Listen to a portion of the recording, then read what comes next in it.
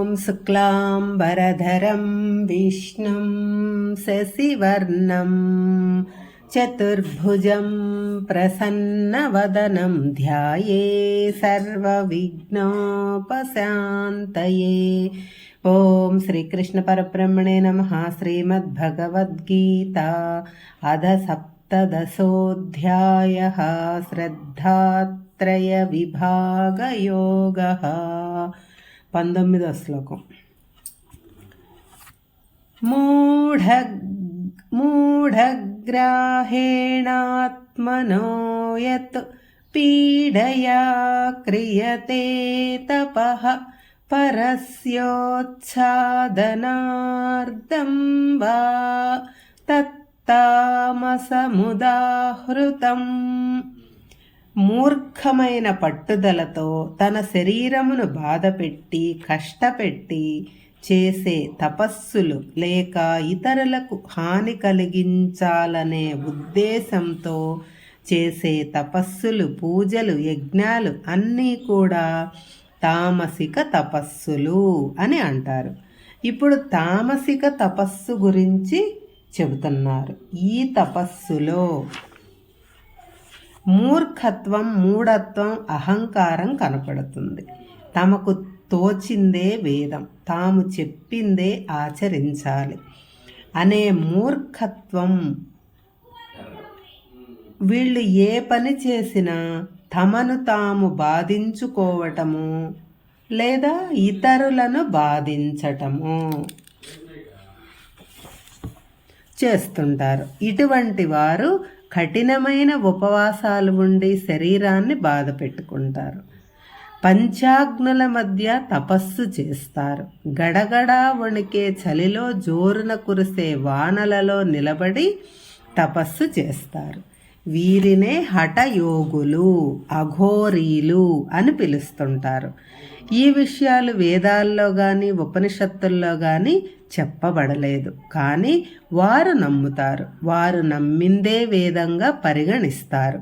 వీళ్లలో మరొక లక్షణం కూడా ఉంది. ఇతరుల నాశనం కోరి పూజలు, యాగాలు చేస్తారు. క్షుద్ర పూజలు, అభిచారిక హోమాలు, చేతబడులు వీటి కిందికే వస్తాయి. దీనికి తమకు అన్ని చోట్ల విజయం కావాలనే చేస్తారు అని అంటారు.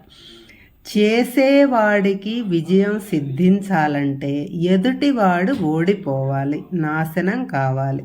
అదే వీరి లక్ష్యం. ఈ తామసిక తపస్సులలో దైవ చింతన అసలే ఉండదు.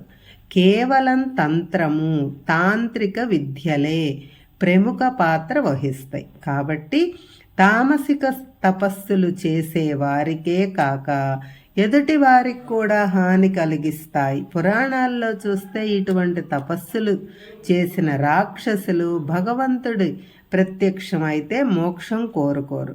తమకు చావు లేకుండా వరం కోరుకుంటారు. త్రిలోకాధిపత్యం కోరుకుంటారు. తాను ఎవరి మీద చెయ్యి పెడితే వారు భస్మం కావాలని కోరుకుంటారు. అంటే ఆ వరాలు తనకు లాభించేవిగాను ఇతరులకు నష్టం కలిగించేవిగాను ఉండాలి. తుదకు ఆ వరాల ప్రభావంతో వారే నాశనమైనట్టు మనకు పురాణాలు చెబుతున్నాయి. 20వ శ్లోకం. దాతవ్యమితి యద్దానం ధీయతేనుపకారిణే దేశే కాలే చ పాత్రే చ తద్దానం సాత్వికం శృతం. దానము చేయవలను అనే కోరికతో పుణ్యక్షేత్రంలో కానీ పర్వదినములలో కానీ ఆ దానము తీసుకోవటానికి యోగ్యుడైన వానికి అతని నుంచి ఏ ఉపకారము ఆశించకుండా చేసే దానమును సాత్విక దానము అని అంటారు. ఈ శ్లోకంలో దానాల గురించి చెబుతున్నాడు పరమాత్మ. దానం అంటే ఏమిటి? తనకు ఉన్న దానిని ఇతరులలో పంచుకోవటం, తన జీవనానికి సరిపడా ధనం ఉంచుకొని మిగిలినది ఇతరులకు ఇవ్వటం. దీని వలన మనిషిలో ఉన్న లోభగుణం నశిస్తుంది. పరపీడనం పోయి పరోపకార గుణం అలవడుతుంది. పైగా ఒకరి దగ్గరే ఎక్కువ ధనం ఉంటే అది అతనికి భారంగా పరిగణమిస్తుంది. దానిని దాచుకోవటానికి నానా అవస్థలు పడతారు. అతని ధనానికే కాదు, ప్రాణానికి కూడా ముప్పు ఏర్పడుతుంది. తద్వారా మనశ్శాంతిని కోల్పోతాడు. కానీ దానం వలన ఆ అవస్థల నుంచి బయటపడతాడు. ఈ దానాలు కూడా 3 రకాలు. అవే సాత్విక, రాజసిక, తామసిక దానాలు. అందులో మొదటిది సాత్విక దానము. ఈ దానము దేశకాల పాత్రను బట్టి చెయ్యాలి. పుణ్యక్షేత్రములలో పర్వదినముల యందు చెయ్యాలి. యోగ్యుడు అయిన వాడికే దానం చెయ్యాలి. దానం చేసిన తర్వాత ఎవరికైతే దానం చేశాడో వాడి నుంచి ప్రత్యుపకారం కోరకూడదు. అది దానం అనిపించుకోదు. కర్ణుడు చేసిన దానం అటువంటిది. కర్ణుడు ఇంద్రుడికి తన కవచ కుండలములు ఇచ్చి దానికి ప్రతిగా ఇంద్రుడి వద్ద నుంచి శక్తి అనే ఆయుధమును తీసుకున్నాడు. అది దానం అనిపించుకోదు. దాతవ్యం ఇది అంటే దానం చేయటం నా ధర్మం, నేను దానం చెయ్యాలి అనే నిశ్చయించుకోవటం. పేరు ప్రతిష్టల కోసం, ఒకరు మెప్పు కోసం దానం చేయకూడదు. దానం చేయటం తమ కర్తవ్యం అని చెయ్యాలి. తాను దానం చేయటం వలన ఇతరులను ఉద్ధరించాను అని అనుకోకూడదు. దానం చేయటం వలన తనను తాను ఉద్ధరించుకుంటున్నాను అని అనుకోవాలి. అదే సాత్విక దానము. అనుపకారిణే అంటే ఇతరులు తనకు ప్రత్యుపకారం చేస్తారు అనే బుద్ధితో దానం చేయకూడదు. పేదవారికి, శక్తి లేని వారికి, వికలాంగులకు, దరిద్రులకు దానం చేయాలి. ఎందుకంటే వారు దానం స్వీకరిస్తారు కానీ వారికి ప్రత్యుపకారం చేసే శక్తి ఉండదు. దానం ఎక్కడ చేయాలంటే పుణ్యక్షేత్రాల్లో దానం చేయటం ఉత్తమం.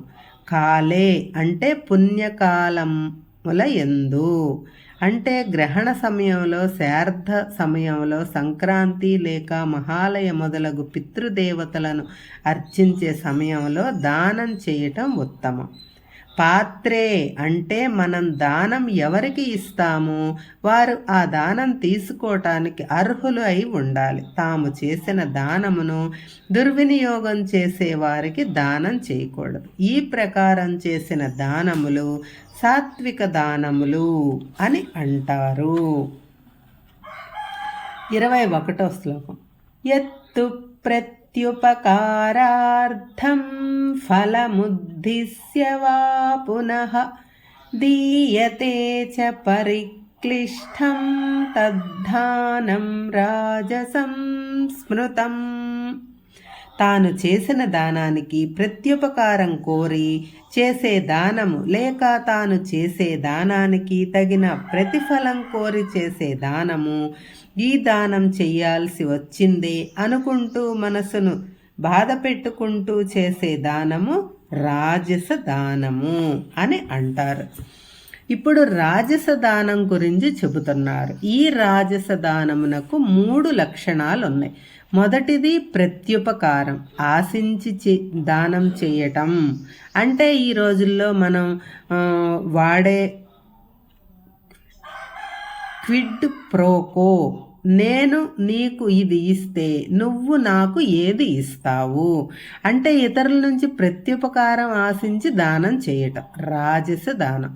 ఏదో ఒక ఫలం ఆశించి దానం చేయటం అంటే దానం చేస్తే పుణ్యం వస్తుంది, స్వర్గలోక సుఖాలు అనుభవించవచ్చు, మోక్షం వస్తుంది, మరుజన్మలో కూడా ధనవంతుడిగా పుడతాను, ఇటువంటి ఫలములను ఆశించి దానం చేయటం, ఇది కూడా రాజస దానం అనిపించుకుంటుంది. మూడవది తనకు ఇష్టం లేకుండా బలవంతాన చేయాల్సి వచ్చిందే అని దానం చేయటం. తనకు ఇష్టమైన ధనం పోతుందే అనే బాధతో తనకు ఇష్టం వచ్చిన వస్తువును దానం చేస్తున్నాను అనే బాధతో, అయ్యో ఇంత ఖరీదైన బట్టలు వస్తువులు దానం ఇస్తున్నాను అనే చింతతో దానం చేయటం కూడా రాజస దానమే. పుణ్యం కావాలంటే దానం చేయండి అని పురోహితుడు చెబుతారు. వారి బలవంతం మీద తనకు ఇష్టం లేకపోయినా అయిష్టంగా దానం చేయటం ఇవన్నీ రాజస దానాలు. హరే కృష్ణ.